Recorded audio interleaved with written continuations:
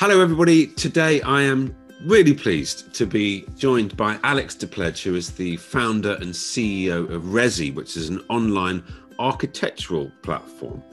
And they have conducted some research into what makes a happy home, which I think is a really interesting and quite delicate topic that I wanted to talk to Alex all about. Alex, thank you so much for joining me.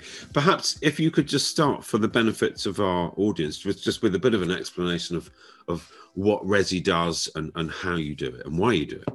Yeah, absolutely. Hi, Phil. Thanks for having me. It's nice to be doing something a little bit different in my bedroom today rather than the same old, same old. So I founded Resi with my partner about 4 years ago because I went through my own extension. So I put a side return on a Victorian terrace, much like lots of people do these days. And I found obviously quite a stressful process, but I think one thing that struck me was like how just like the lack of digitization that existed in that journey. And so we sort of embarked on this idea that we could bring a better customer experience all round for people who are looking to improve and not move. And those numbers are going up year on year. So we founded Resi in 2017. We are now the largest platform for residential architectural services in the UK. But we also have a marketplace for builders that we work with and structural engineers and the people that you need to get cracking on site. And we also now provide finance as well. So we're trying to be kind of like a place where you can come and get everything you need, because as you probably know in your line of work, you know, buying a house or renovating a house is a huge emotional and economic investment, and you want to feel secure, particularly when you don't always know what you're doing. But how can architectural services, can you just sort of outline, how can they be delivered online?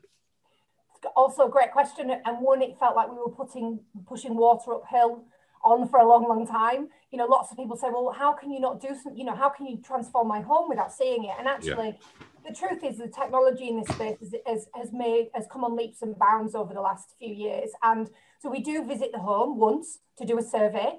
Resi uses Leica lasers, so we actually do an entire 3D elevated digital twin of your home, which is very cutting edge. And you can actually walk around it and fly through it and do, you know, you can see it and touch it. And because of that, and because of a lot of the UK housing stock is very similar, it's quite easy then for us to do remote screen sharing on that digital twin and really get to grips with what you want to do in your home. And because we're doing that remotely, obviously it brings the cost down a little bit. And it gives you real full scope to explore all options that maybe might not be totally visible to an architect when they're in your house walking around it. They can see it from all sort of angles. Yeah. And by all accounts, you've had a very busy 4 years. Haven't you got 100 architects or something? Oh yeah, I lose count. So there's about 100 people in the company, and about half of them are technicians, designers, architects. So I guess the thing I should probably say is we are very human. You know, when anyone sort of talks about technology these days, you think we're taking out the human element, and we're not trying to do that. What we're trying to do is enrich the experience through technology, but there is very much a human being, an architect at the end of it, drawing up your designs. Yeah. And your clients I think it's a really interesting service, and bringing technology to a complicated process, particularly at this time when we're all spending a lot more time at home. And thinking, not only are we spending more time in home, we're thinking, gosh, do I need a better home? Do I need a redesigned home? How can I improve this? How can I make it different? We're asking a lot more of our homes now than ever before. It used to be somewhere to sleep and have dinner parties. And now it's a school, it's a gym, it's an office, as well as somewhere to sleep and not have dinner parties. So the use of our homes is I think ever changing. So yeah, really interesting. Would you say your clients are all age spectrums and all price and the levels of work, all price spectrums? Are you doing big and small, young and old?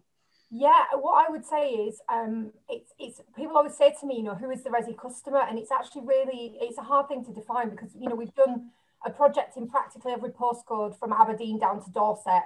And we've done everything from, taking someone's sort of ex-council home and converting that garage into a third bedroom, to putting a larder on a manor house. You know, so the spectrum is quite wide. But if I had to generalize, I would say that, we tend to do projects when people are in a life moment.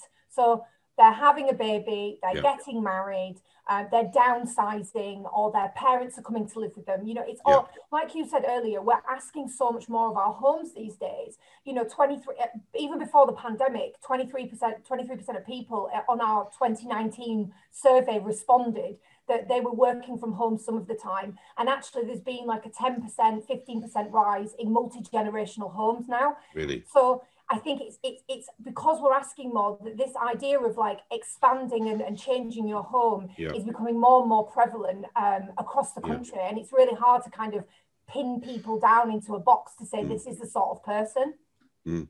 I'm so pleased to be able to talk to you, Alex, because I came across Resi, it's probably 18 months ago, but we've never had the opportunity to talk like this. I've been all over the website and that sort of thing, and I've talked to other people, but in this, we hear a lot about prop tech, but actually you guys are delivering it in a human way, and on a topic that a lot of people need a lot of help with, because it is difficult and stressful and expensive and emotional, and it's your home, which is really important. When I heard about the research that you'd undertaken off your own back to identify what made a happy home, something went off in my brain. I thought, that's really interesting, because it's undefinable. Well, up until now, it's undefinable. What drove you to do the research, and can you just expand for us what it was all about? I think absolutely. So it was two things really, and I have to be honest with you, Phil. Like, this was a huge passion project for me. One that, you know, people in the company were at first a little bit skeptical about, but I think two things really drove it. So I was involved in a lot of conversations, and I'm based in London, so this might be a London-centric thing, but I'm not quite sure it is. And they were all around, how do we build communities, like cohesive communities? Like, how do we build, what is placemaking, and how do we make it so that people want to move into a community? How do we save the high street? And it was all around the streets and the streetscape and that kind of urban environment. And no one was looking beyond the front door into the home. And I found that fascinating. So the second kind of step was, well, what have we learned about the home? What have we academically or from a scientific perspective studied about the home? And the truth is, from the 1950s, not a lot. We spent a lot of time focusing on aesthetics. So like, how do we interpret, make a building look pretty, you know, and then the common things like how to not negatively impact someone's home space. But no one's really looked at the positives. Like, when you walk into a space, it has provided that language for you to be able to say why a space works beyond it's, you know, it's roomy, there's daylight, what else is it? And so that's what we were trying to do with the science of a happy home, is to kind of take subjective and objective measures and codify them into a language that the consumer or the homeowner would be able to understand and utilize to bring benefit to the space in which they lived. How did you go about doing it? So I went out to some known people, you know, that kind of do this research all the time, and then some sort of other people, and we ended up with what we ended up calling the Underdog Collective. It was a group of academics, professors, PhD students, architects, that kind of all came together, and we used social science research and personality frameworks to unveil what we call the 6 universal qualities to describe our homes. Okay, so it's a really academic study. When I'm out showing people houses, so often, I mean, myself, Kirsty, the crew, as well as the people that we're showing around, will say, oh, this feels nice. This feels nice. Or on the flip side, now there's something wrong here. I'm not getting the feeling. When you talk to somebody about what they're looking for, they'll describe this 4-bedroom house with a nice kitchen and a big garden. And then they'll say, but I want the feeling. And you say, well, what do you mean by the feeling? And they don't really know. Yeah. But the feeling makes someone happy. So what were the what did you say, the 6 qualities that make a happy home? Yeah, what are they? And I'm going to have to refer to some notes that I wrote, because I always miss one. So the 6 traits of a happy home, and they rank on indices, right? So not every person who comes to, so we've got this useful little tool on our website. All very subjective, isn't it?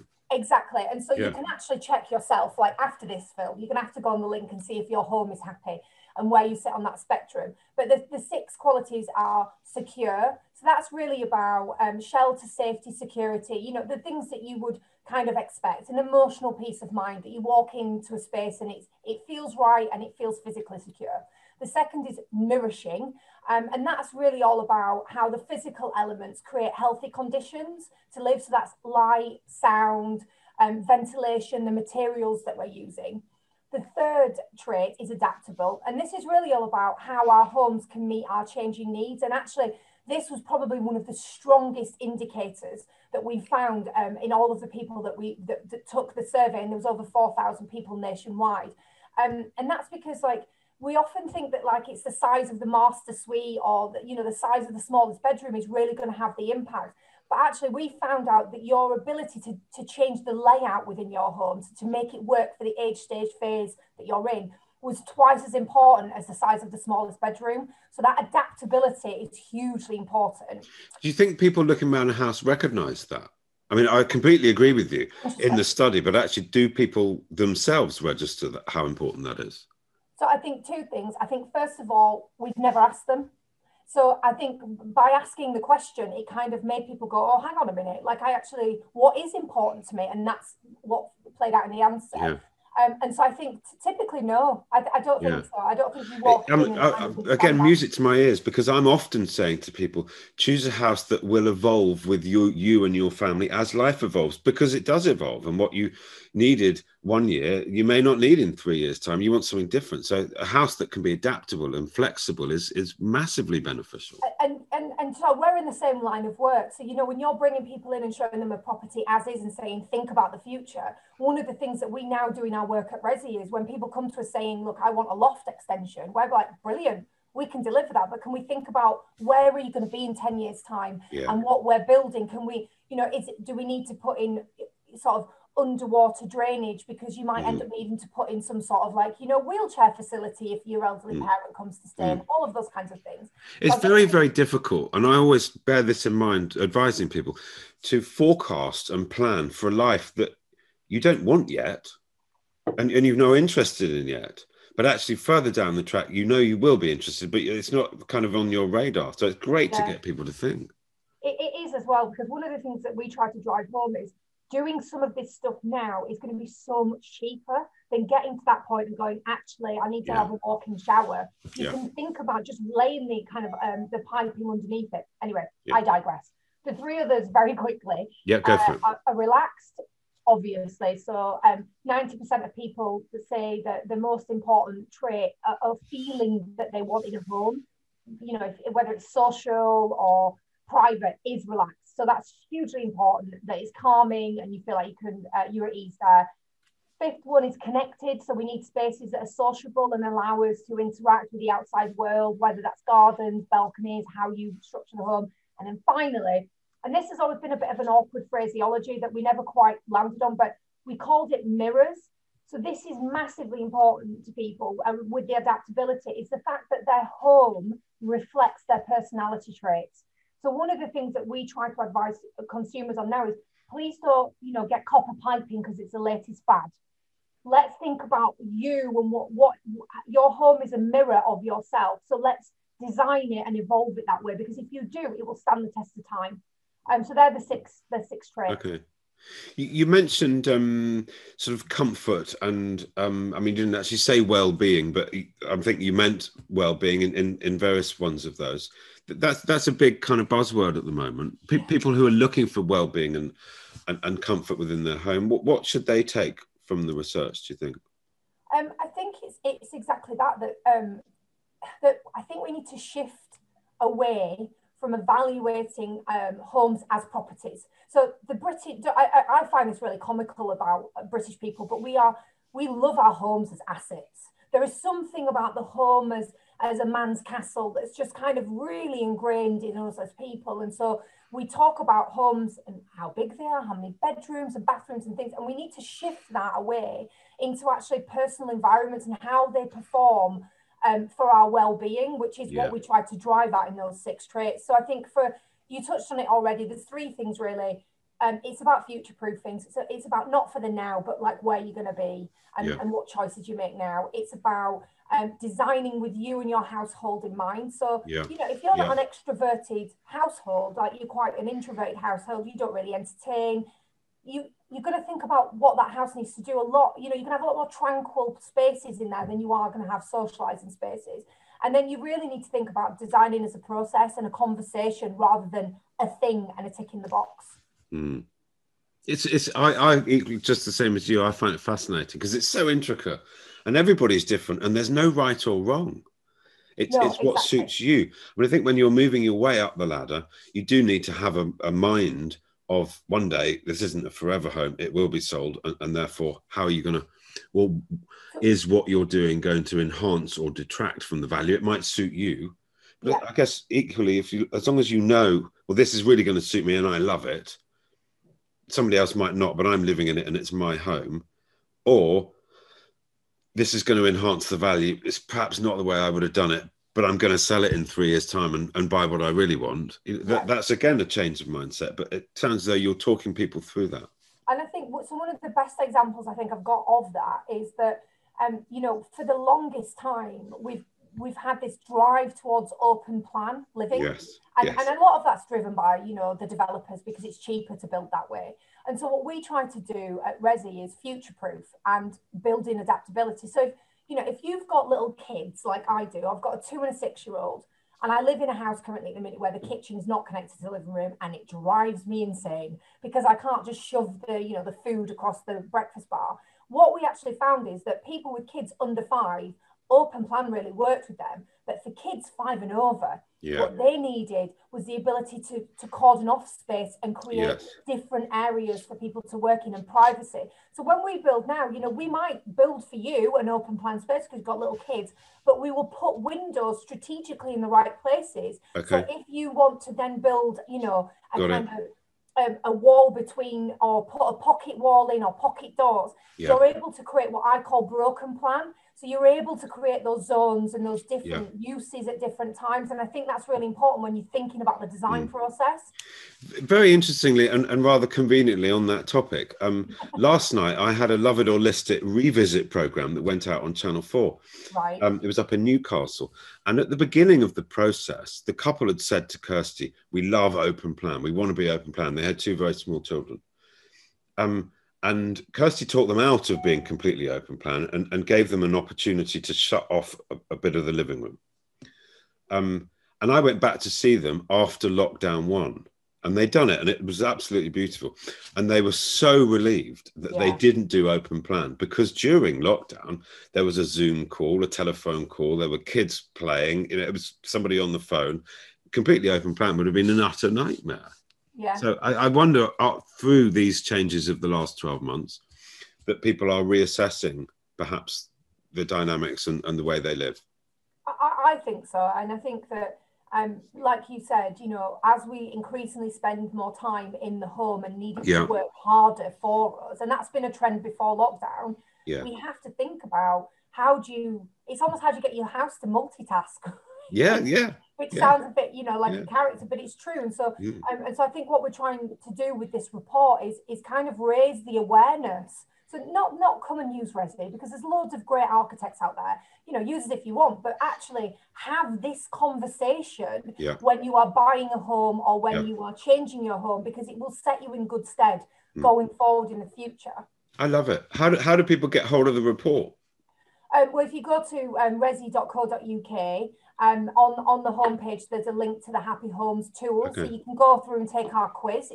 And the more people that take it, the more it learns. And then you can also download the report. And in that report, we've got 20 tips for, things you can do on any budget. So if you don't have a lot of money, then I would think about creating wall nooks or window seats or light tunnels to create that, to improve the home.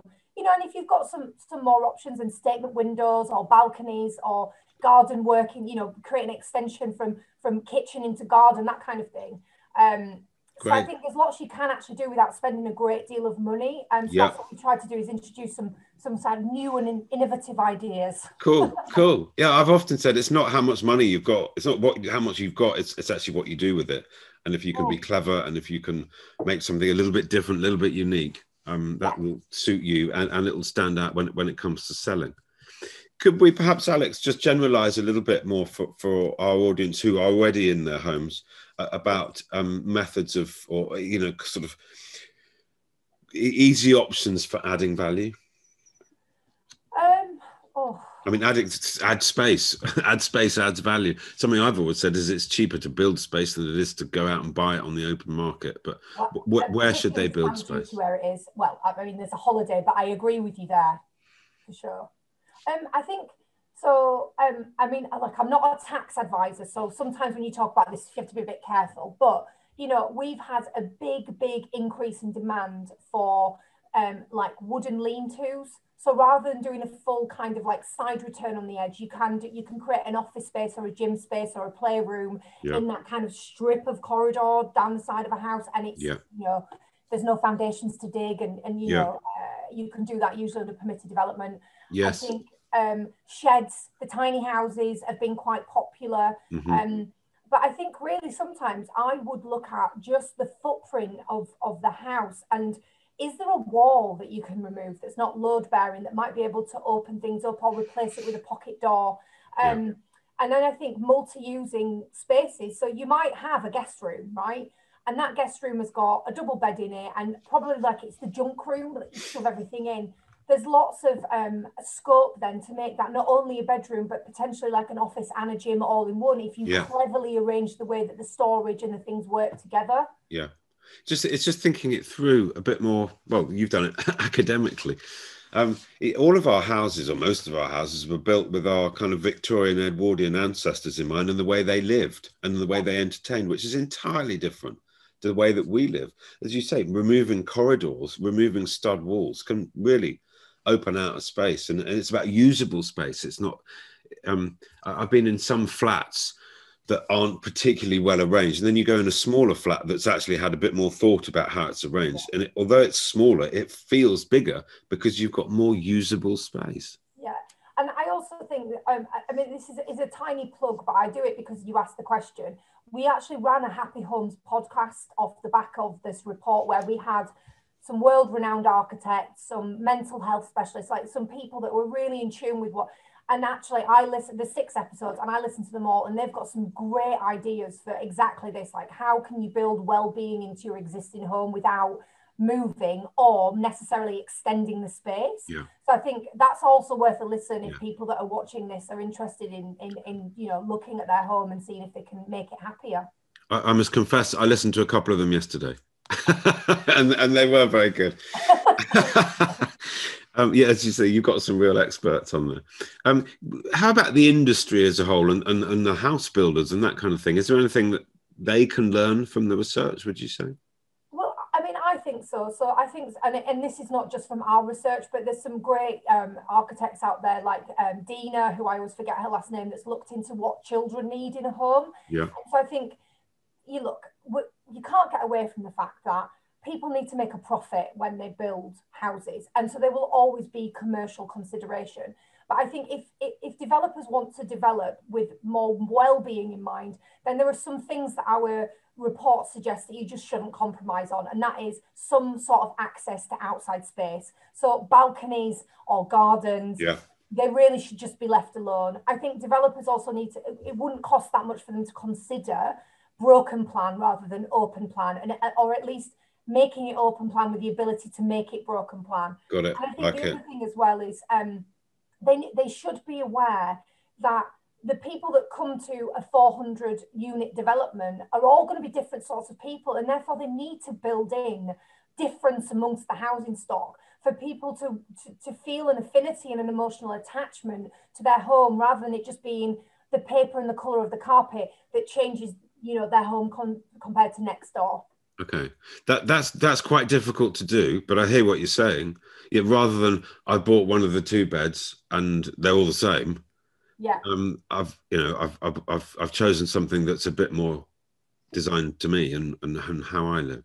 But I do think so. I mean, I've been talking recently to a couple of the bigger developers, and I do think that you can take the footprint of a house particularly in the way that we design, and in the final stages, because they sell loads off plan, right? In the final stages, have a design consultation with the buyers that they pay a slightly, increased premium for, and they get to move a couple of walls around.